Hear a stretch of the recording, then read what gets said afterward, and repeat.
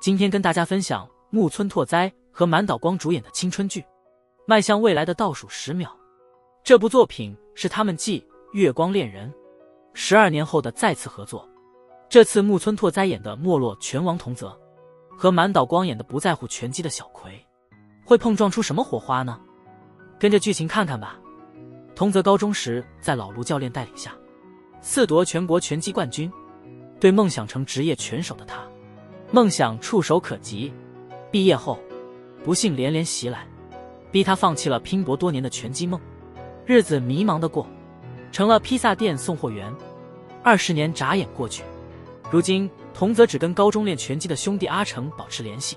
童泽没落不同，阿成毕业后变成拳击职业手，后来开了个拳击房。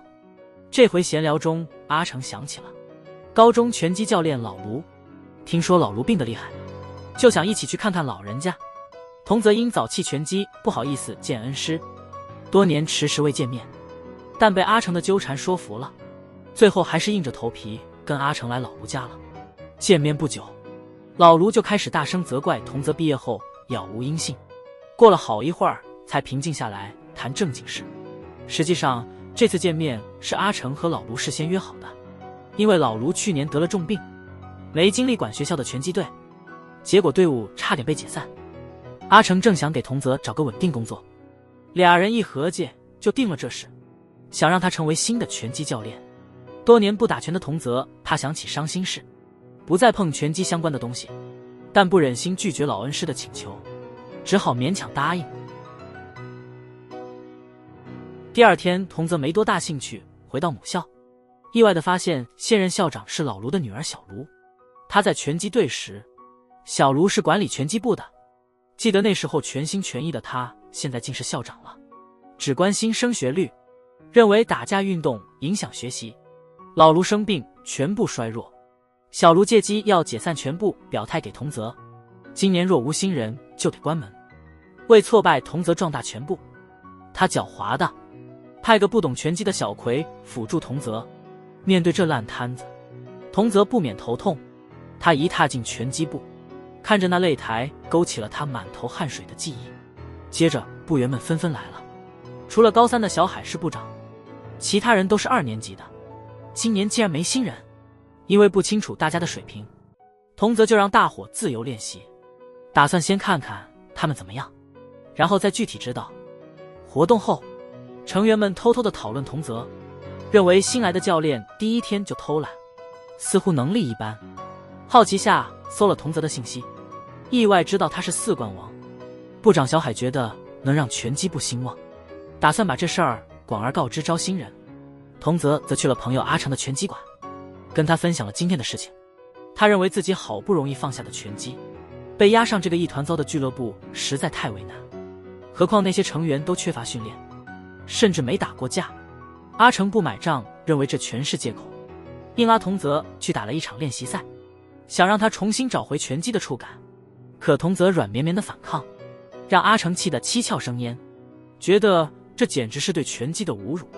全台上来者严阵以待，那花儿像符咒，唤起童泽过去拳击手的影子。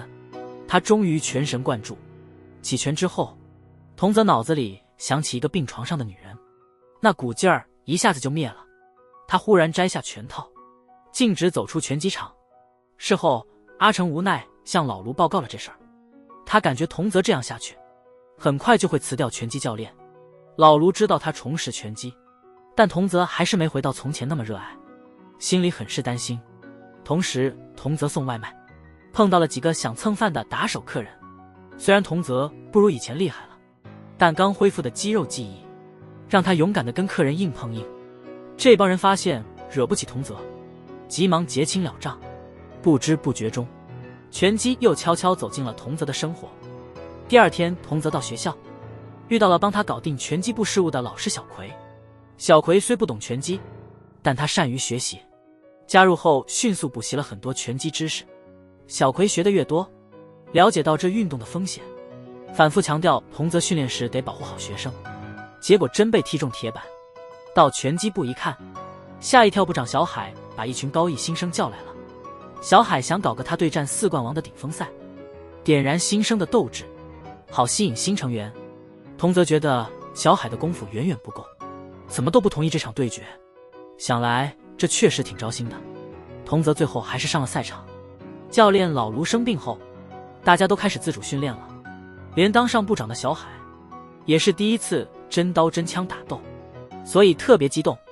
打起来后，小海怎么打，童泽都只躲不还手，不还手。这时小海回想起对方刚来部门时满不在乎的样子，觉得曾是王者的童泽似乎不打算认真教他们，一边挥拳一边大声喊：拜托你好好教我们，我们真的想变强。童泽想起自己当初加入就为了变强，突然感动了，决定反击。虽然他力道控制了，但经验少的小海还是摔倒了。小海受伤了，还给拳击部拉新生，硬撑着站起来，激动地对观众打招呼，说加入拳击部能变得像童泽前辈那么厉害。但这场比赛并没让高一新生感到兴奋，反而吓得他们四散逃开。小葵看完整个比赛，担心小海，赶紧带他去医院。因为对学生负责，小葵决定把这事告诉学校。结果小海和其他队友们都不同意，大家都觉得童泽来了之后，第一次真的感觉到练拳击能让人变强。如果童泽走了，他们不仅失去专业训练，也招不来新人，部门很快就得关门大吉。听了学生们的话，小葵开始犹豫了。童泽心情挺矛盾，明明被学校开除他就能摆脱这份工作，但是莫名其妙的，一想到小海的想要变强，他心里就感到难过。第二天童泽被叫去校长室，以为自己要被开除了，结果却被告知刚来不久就转正了。他好奇去拳击部问小葵怎么回事，小葵说自己当老师以来第一次看到学生昨天那样热情的眼神。童泽因不想改变学生们而选择离开，所以我就没提昨天那出乱子。好消息来了，昨日一战拳击部添了3新人。童泽既松了口气又小激动，他得对付这帮新手，还有零经验的老师小葵，对他来说挑战才开始。多年不打拳击的童泽偶然成了母校拳击队教练，遇到了指导老师小葵。队长小海得知童泽高中时全国赛夺冠4次，要求和他切磋，希望借此吸引新人，不料受伤。这事被旁观的学生传开了，得知此事的校长小卢气坏了，马上开掉童泽。小海立志要通过童泽重振拳击部，在小卢面前硬是忍住了疼痛，这才平息了风波。但小卢没打算就此放手，他觉得拳击只会影响学生学习，找借口说教练得是教师才炒了童泽。一听这消息，小葵比童泽还着急，他不想看到学生们因为童泽走了就泄气，到处找方法。小葵得知学校有老师刚辞职，童泽之前考过教师证，就让小卢推荐童泽上岗。校长暂时找不到人，没办法，只好同意了。但很快他给童泽下了个挑战，要他3个月内在比赛中带队赢过对手精明高中，否则就得辞职。精明高中的拳击队特别厉害，童泽觉得这些训练不足的队员3个月内赢得比赛很难，但命令得听，只好硬着头皮接下这个任务。训练时，童泽看出队里一个叫水野的女孩斗志特别高，特别想变强，对普通训练完全不满意。童泽很欣赏水野的这份心气，但他明白需要一步一步来，不急于传授复杂动作，却不知水野这样努力是因为有苦衷。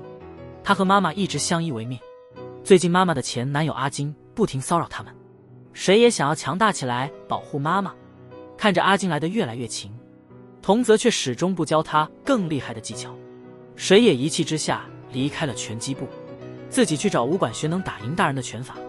小葵和童泽发现水野这段时间行为怪异，认为必须得弄清楚他遇到了啥。调查一番后终于搞明白了情况，但知道了也没用，学校碍于情面不好插手，只能另想办法帮水野摆平难题。巧合的是，水野找的武馆恰好是童泽朋友阿成开的。阿成一眼认出了他的校服，因为担心学生安全，就把事情告诉了童泽。这次童泽没拦着水野练习，还叫阿成教水野一些对抗成年男性的技巧，并说会帮忙瞒着学校。童泽这样做，水野感动不已，开始认真学习这些技巧。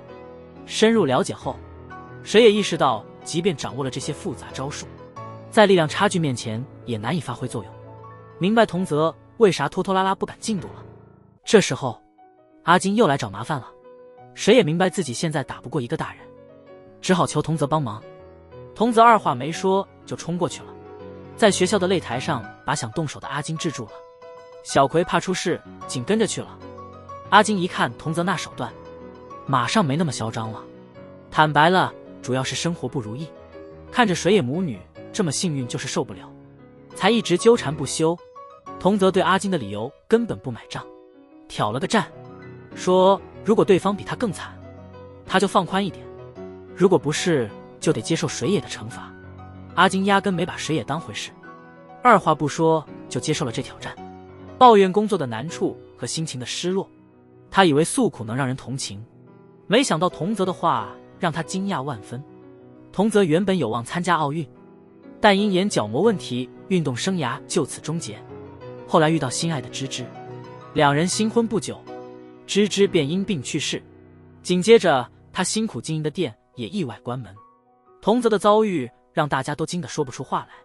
小葵马上懂了为啥那人老是萎靡不振，看童泽那样子挺心疼的。比赛一结束，水野立马用跟阿成学的技巧，让阿金求饶不停，发誓不再缠着他俩母女。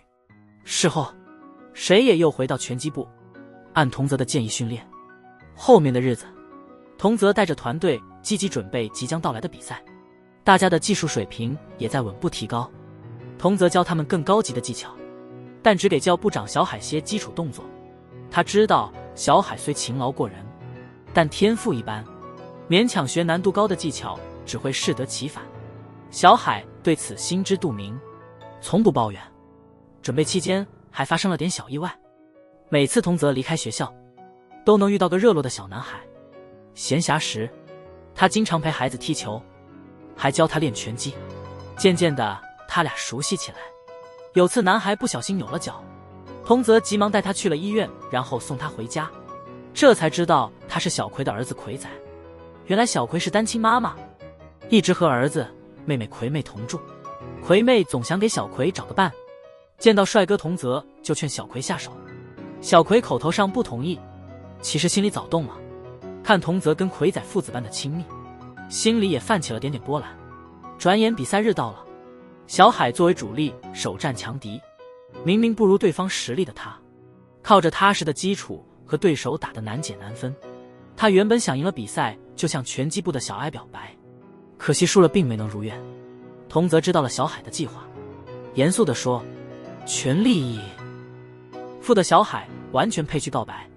在童泽的支持下，小海在众人面前擂台上向小艾袒露心声。虽然被拒绝了，小海也没太伤心，他感觉自己不管是打比赛还是恋爱都拼尽全力，一点儿也不后悔。接下来的比赛对上的是金明高中，派出的是水野。水野在拳击队算是挺厉害的，可惜还是没金明的那帮训练有素，最终还是输了。紧接着其他队员也没能取胜。大赛的失利让小卢很生气，他觉得输的比什么都难受。校长的挖苦嘲讽让他更加难受，立马打算换教练，转聘曾在职业赛场上拿下过全国冠军的校友阿成担任教练。下场比赛他要让对手输得体无完肤。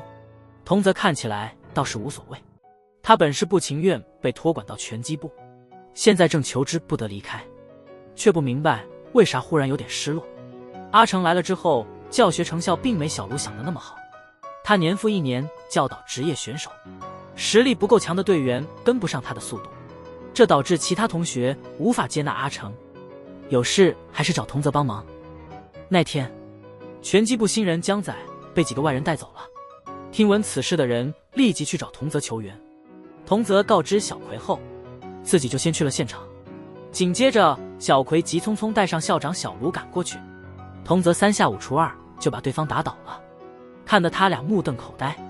这一幕让小卢意识到童泽依旧厉害，正巧他正为学生们接受不了阿成的授课发愁。在小葵死缠烂打之下，答应了让童泽回归做拳击教练。童泽一回来，小葵开心的跟啥似的，他也分不清自己是因为拳击部又正常了，还是因为能天天见到童泽。小葵没发现他和阿成短暂接触，他已经暗恋上他，总找理由到拳击部见他。童泽也没意识到朋友的心思，专注于提高学生能力。新转学生阿西实力强大，和队友游仔一个级别，让游仔很没自信，觉得上场无望。在一场和游仔的较量里，傲慢的阿西不小心伤了游仔，却一点也不道歉。童泽看了，急忙带上阿成和小葵把游仔送医院。幸好游仔伤势不重，只是一直叹息自己不如阿西。童泽认真的劝游仔，只有勤奋的人能赢到最后。阿成当初也是个普通人，最后却凭自己努力成了冠军。这句话瞬间给游仔灰暗的心带来了活力。恰好这时，大家发现医院的工作人员长得跟逝去的芝芝惊人相似。小葵到童泽家带葵仔回家玩的时候，无意中瞧见了芝芝的相片，怕童泽因此伤心回忆，偷偷向阿成透露了这点顾虑。阿成一头雾水，没想到小葵这么在意童泽，还去过他家，心有点凉。童泽却没沉浸在痛苦的回忆里，清楚对方不是芝芝，倒觉悟到是时候摆脱芝芝的影子，开始新生活了。他摆脱杂念，全神贯注投入到拳击训练。这时校长小卢想洗刷之前的耻辱，跟金陵高中定了一场训练赛。童泽收到这个大挑战后，拳击部的大家都特别卖力，全心准备。最努力的是游仔，上次童泽的鼓励让他看到了希望，练习完还额外努力，决心要赢过同级别的阿西，争取比赛名额。选手决定的那天，童泽让大家挑战他，轮番上阵。一开始大家都被童泽打败，但随着童泽体力不支，阿西先发现漏洞，大家陆续突破童泽防御。没想到童泽更耐操，一行人很快瘫了，只有游仔凭体能和毅力赢了童泽。最后童泽决定游仔替阿西去精明。阿西不甘要求单挑游仔，被童泽拒绝了。他觉得意志坚强的游仔比阿西更有前途。阿西难接受这理由，一气之下甚至没去比赛。这时候他完全没想到留在学校会给自己和拳击队添多少麻烦。心烦意乱的他在学校附近碰上2个找麻烦的男生。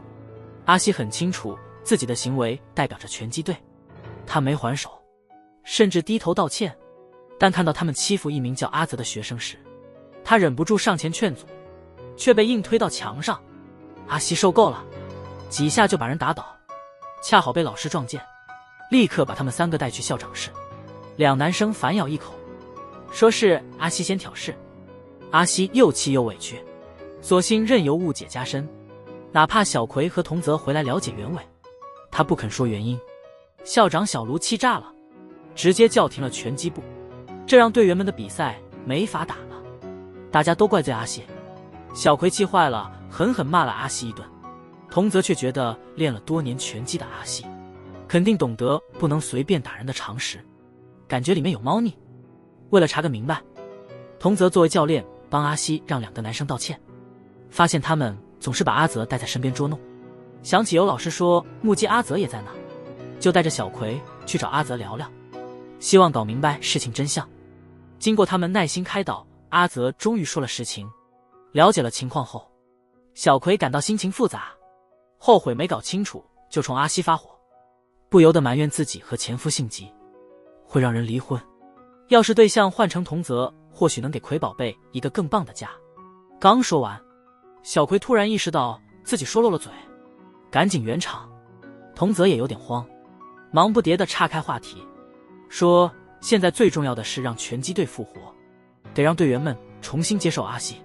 2人之后找小卢澄清了误会，解救了拳击部的危机，立刻叫部门的大家把事情说清楚。但阿西一直没出现，很多拳击部的人不想原谅阿西，他们很早就对阿西的高傲不爽，觉得拳击部的人打架就是不对，有原因也不成。小葵想劝大家，但童泽觉得不能强迫他们原谅，让他们自己好好想想要不要接受阿西。阿西其实也很想回来，但平时骄傲的他就是不会说软话，哪怕到了拳击部，面对伙伴们，也只冷淡地说了声对不起。这态度马上惹毛了原本就不待见他的人，跟阿西直接起了冲突。阿西看出来这些人不喜欢他，索性一扭头就离开了拳击部，结果才走没几步就在地上晕倒了。童泽和小葵急忙把阿西送医院，医生说是之前斗殴留的伤，没啥大不了的，但阿西还有其他的健康问题，虽说不开刀不致命。一听这消息，三人吓得说不出话来。得知阿西以后不能拳击了，大家都很震惊，也更加同情阿西，之前的不开心全都消失了。看阿西加入新社团，大家都为他能这么快适应感到高兴，只有童泽意识到阿西只是在装坚强。很快他的猜想得到了证实，他拦下了正羡慕地看着大家训练的阿西，及时揭穿了阿西的心事。这时候平时若无其事的阿西好像找到了倾诉感情的出口，崩溃地把心里的苦楚都说出来了。童泽自己也遭遇过这种事，很能感同身受。他想起自己也曾因为视网膜脱落被迫离开拳坛，可是来到拳击部之后，帮学生打入全国比赛是他新目标。他劝阿西伤心就放心大哭，哭完还要继续生活，得在困境中寻找希望。这话让阿西摆脱了绝望。他想当部门的陪练，虽不能在大赛中夺目，但愿做那支持的绿叶。阿西的问题得到了完美解决。小葵找庆祝的借口，叫童泽来他家吃饭。童泽看到小葵，童心未泯历险，跟小葵玩眨眼输赢。饭后，葵妹抓住好时机，给小葵和童泽制造单独空间。小葵没让葵妹白费心，端出备好的红酒跟童泽喝个痛快，给平静的夜晚添点浪漫。喝不了几杯就醉的他很快就醉了，还坚持要和童泽玩眨眼游戏。对视时，小葵能听到自己砰砰的心跳，趁着喝酒的勇气问童泽愿不愿意当葵仔爸爸。童泽没反应，他忙换了个话题，哪知童泽心里已掀起波涛。之后的日子里，小葵误认为告白落空跟不怎么表达爱意的童泽，还是老样子聊天说地，就是绕开心事。最近童泽找了个投资者，想把以前那家倒闭的饭店重开，当做新生活的起点。当然童泽也没撂下拳击部的学生们，一天到晚在课堂、拳击部和饭店间跑，一天只睡3小时。小葵担心这样下去童泽会累坏了，但也为他开心。毕竟现在的童泽比起加入拳击部时那消沉，现在满是斗志，更让人放心。不过不久后，童泽因为劳累过度倒下了，大家都在担心他，但童泽装作很冷静，硬撑着，因为他不想放弃这份工作。小葵急得不得了，他说不动童泽，只好去劝校长小卢，希望童泽能继续当教练，辞掉教师工作。校规要求教练得是老师，其实小卢就是故意为难童泽。他目睹了拳击队的巨变，就直接答应了小葵。经历了10个月的准备，拳击队终于迎战关键的全国选拔，赢家能进全国高中赛。在童泽指导下，拳击队实力大增，很多人都打赢了首轮对手，谁也和另一个男生连胜多战，最后在决赛中碰上了金明高的学生。这2场比赛特别关键，连校长小卢都跑来看。2个选手最后奋战，取得宝贵胜利，观众都兴奋地欢呼起来。随着他们获得全国赛的资格，童泽的紧张终于得以缓解。他想是时候给小葵一个回答了，于是他特意找小葵单独见面，但因为不好意思，他始终没说出那句情话。敏感的小葵先察觉并点出了童泽的真心，那一瞬，2人心照不宣，不需用话来表达，一个笑容，一个深情拥抱就已足够传达所有。不久后，他们和可爱的葵仔成了幸福的小家。凭着2人的努力，餐厅生意愈发兴旺，小卢校长经常来这儿了。一眨眼，全国比赛就要开始了。赛前1天，童泽深情地跟选手们说话，明天对你们来说很关键，但比起赢，我更希望你们能撑到底，无论摔倒多少次都要站起来，坚持到底，这才是真正的拳击态度。小葵听着不由得露出了懂事的笑容，他觉得童泽真是拳击精神的活例子，全剧完，恭喜你又追完一个好剧了。男主童泽的一生充满挑战，他因伤病放弃了奥运梦，新婚妻子突然去世，连自己的餐厅也关门了，但他最后都顶住了，就是因为他没被打倒。所以一旦成功，可能生活就是这么回事，坚持了就赢了。